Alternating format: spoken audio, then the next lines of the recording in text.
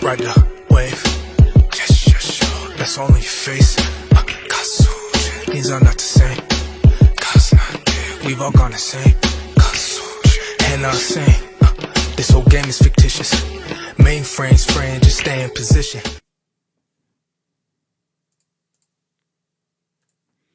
Welcome back to the channel. This is The Brave Believer. I'm Sean. Thank you guys for joining us. We're going to be looking at a temple supposedly untouched, an ancient Greek temple to Zeus. This is fascinating. It's in the land of Turkey. A lot of people may not realize that Revelation 2 actually alludes to the seat of Satan, and it's alluding to the temples of Zeus in Turkey, to where that particular part of Revelation was being spoken and addressed. So there's evidence for the ancient Greek god Zeus being what the Hebrews refer to as Satan. And supposedly, archaeologists just this past year or two have found an untouched temple they've been excavating. So we're going to jump into that. I want to thank you for joining us for this reaction. If you haven't already, I'm asking you if you'd please consider subscribing if you like what we're doing, and sharing this video, as well as dropping a thumbs up. Let's jump right into it. No, this has never been done before. They have never successfully isolated ancient use. The level of interest that we've gotten in this news of our discovery. As always, archaeological news takes us throughout the world and through the ages, from the dawn of human history to the present day. Archaeological discoveries are fascinating because they reveal more about ancient humans' lives, understanding of the ancient past, leaving us wanting more. And who knows how much more there could be out there, given the ancient people's incredible achievements. Many of the discoveries may be for the sake of curiosity, but others may hold the key to mankind's destiny. Nevertheless, a recent dig by archaeologists have unearthed Zeus's god temple that has been undisturbed for thousands of years.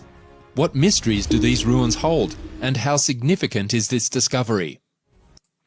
I mean, if the Hebrews are right, if the Bible's right, and it's actually the character that they referred to as Satan, and that was one of the gods that the other nations worshipped and had a name for, particularly Zeus. And it's fitting that the intro to this little video also showed Egypt, or at least a CG animated creation of ancient Egypt, because that was the Greeks. They had the equivalent deity, and Zeus was Ra to the Egyptians. And so this is where, like I said, the Hebrews, they referred to him as Satan. Now, it's interesting in that in Hebrew, the word Ra actually means evil. Go figure, huh?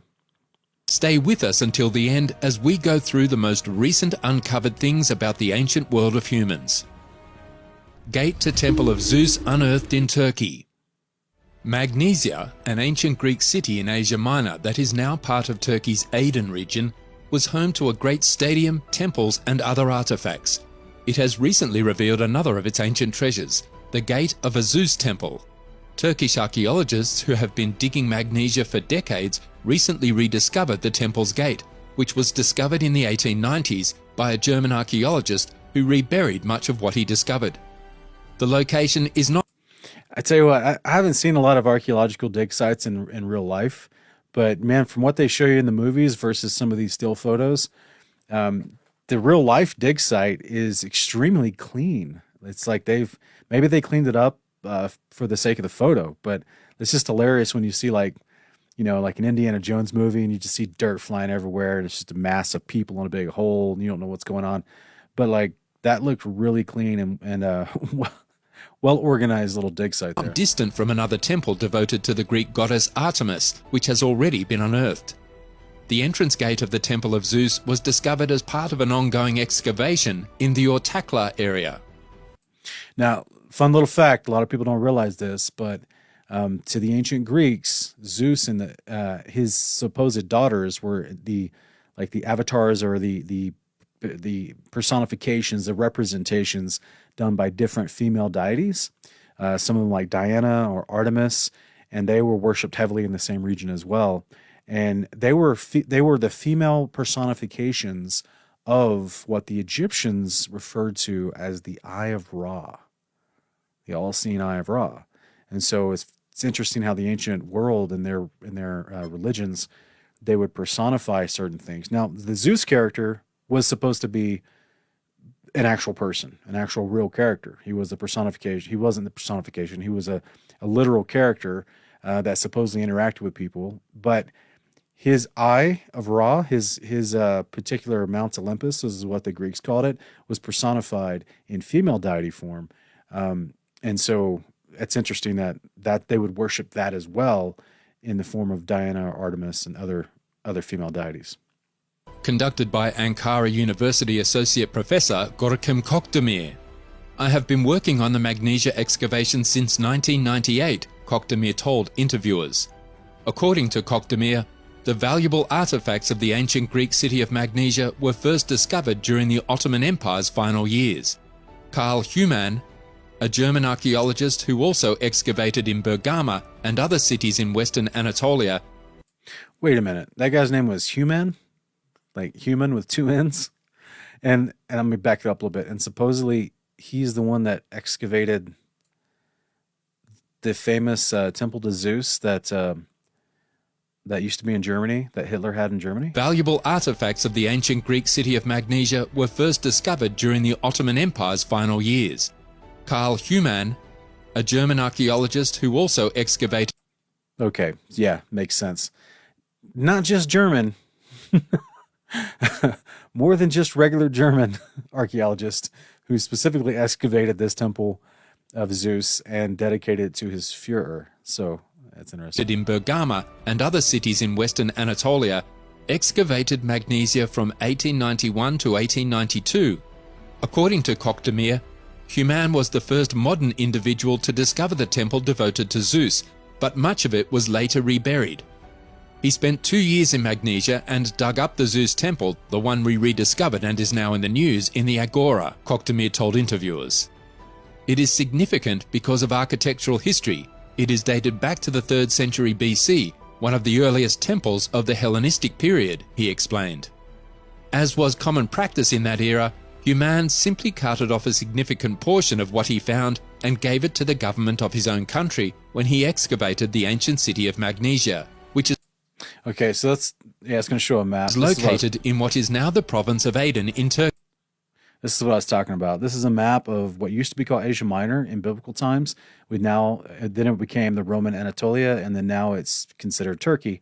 And as you can see there on the Mediterranean side there, that southwest portion, that's where a lot of those churches in the book of Revelation, to whom Jesus was writing letters to through the prophet John, some to encourage them, some to admonish them, and they were located in that area. So this is like the area of Galatia, like the book of Galatians, the area of Cappadocia, Pergamum, just all the 7 different churches that are listed off in Revelations chapters 1 through 3.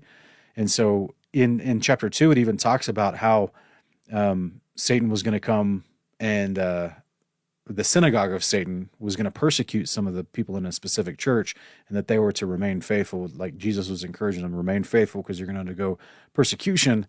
And he knows where they lived. They were around what was considered the seat of Satan, the highest point of authority for whom the Hebrews referred to as Satan, which was to the ancient Roman and Greek empires. This was Zeus or Jupiter. And, according to the Hebrews, he was a fallen angel. So this is why you would have all these fantastical godlike stories from the ancient cultures about this Zeus character and why he was the supreme deity over the lesser gods beneath him. And it's because to the Hebrews, he was originally made as an angel. He's one of them that rebelled before the flood and was still on the earth causing mischief and problems. These historical treasures were highly sought after by archaeologists at the time.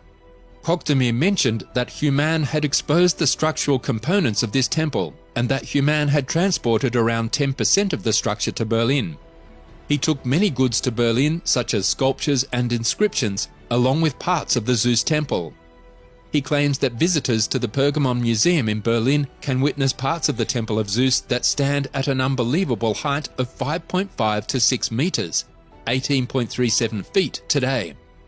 He bemoans the fact that the structure of the temple has been finished with what he refers to as 90% imitation parts. According to Kokdemir, the Zeus temple is one of the most significant sacred locations in Magnesia, and is also one of the most significant temples in the region. There is the Artemis sacred space there. There is also a sacred agora. The Zeus temple is in the sacred agora. It is very significant. It is the second important cult of Magnesia. And cult is the appropriate word. This is not what the Bible describes as, in like the book of James, chapter 1, verse 27 talks about a pure and undefiled religion. That means like a religion that's actually good, is one that you look after orphans and widows and keep yourself from being polluted by the world. But these other nations, man, they were worshiping idols and gods and fallen angels, and the actions that they did while they worshiped them was polluting yourself with the world, and oppressing people through robbery and oppression, both financial, legislative, all types of different injustices, and then lots of sexual lasciviousness and immorality and different things like that. So it was just definitely a totally different mindset in what was considered a pagan nation where they were worshiping false gods. They were cults. And I think, one of the most famous cults that was supposedly located somewhere close to this region in Turkey was the Oracle at Delphi, which is a cult to Apollo. And that's what took over later once the Greeks took over. Well, before the Greeks, it was actually a snake worshiping cult, but then it took over to become the Apollo cult, where they would have prophets trying to prophesy evil things, bad things, for the sake of Zeus and Apollo and Artemis. So it's interesting. In ancient cities, people worship not just one deity, they worship multiple gods or goddesses. In Magnesia, the first deity is Artemis, and the second deity is Zeus, he clarified. Koktemir and his archaeological team are actively excavating what remains of the Temple of Zeus, including its gate, in order to gather further architectural information, complete what is still missing, and reintroduce the temple to rigorous archaeological research.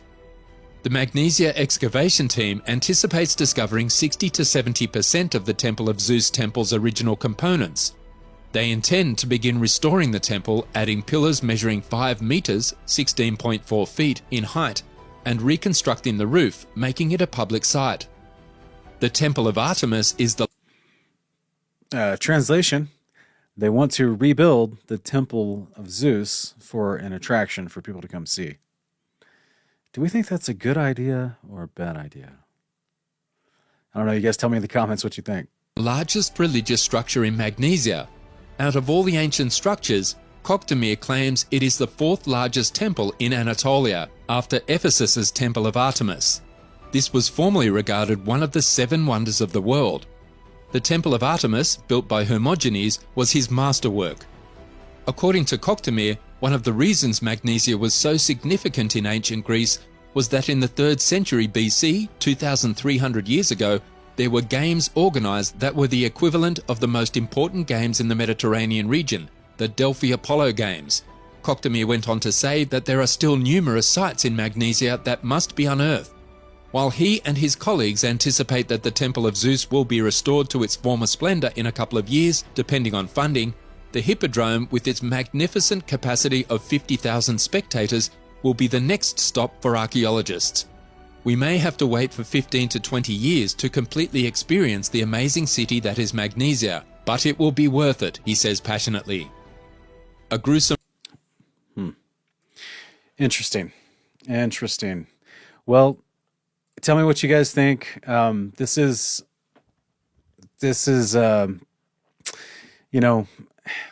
it's interesting that there's a certain part of the world that wants to revitalize old temples, and they find them in the dirt, and they want to shine them up, polish them up, blow the dust off, and have everybody come see them. There's another part of the world, in the Islamic world, that wants to destroy them as soon as they get into that land. I'm pretty sure that, ISIS was reported to have destroyed like the Assyrian temples that used to be a part of Babylon in what's now modern day Iraq. And so, I mean, they were there as recently as 2005, and then now they've all been destroyed. So these were temples that had been left over for 2,700 years. I personally don't care. I personally think they should all these temples to false gods should be torn down, no stone left upon another, right? Burn them all, tear them down, burn them all, cleanse and purify the sites from all the horrific things that used to happen there, and all the things that they did and promoted that were against what the Creator wants for us. You know what I mean? So is it a good thing to like bring these to the minds of the people and the public again and get them to revere them as these wonderful tourist attractions and spots? And they're like, is anyone in the tourist group going to ask at any point, hey, what was so significant about this temple? Like, what did they do when they came here? Will the tour guide be honest with them? You know, I mentioned before on the channel that several years ago I went to a Mayan temple, which was some pyramids on top of a mountain in Belize, and they still had the altars for the humans and the children in front of the actual temples, where human deletion was being happening in front of as a part of the occult ritual to this worship to Quetzalcoatl. Quetzalcoatl was the form of Ra, or the form of Odin, or the form of Zeus, and the same patron god, just had a different name because the Mayans spoke a different language, but that's what they called him, the flying serpent god, Quetzalcoatl. And they practiced those things on altars at those temples. And so that's across the ocean, across the Atlantic, you know what I'm saying? So like, I don't think it's a good thing that they bring these things out, but you guys tell me what you guys think in the comments. And we appreciate you guys being here. Please drop a comment, download our app if you haven't already, and we'd love to see you guys. We'd love to see you guys here for the next reaction video. Thank you so much. Right now, wave. Yes, yes, sure. That's only your face. Things are not the same. We've all gone insane. And I'm saying, this whole game is fictitious. Mainframes frame, just stay in position.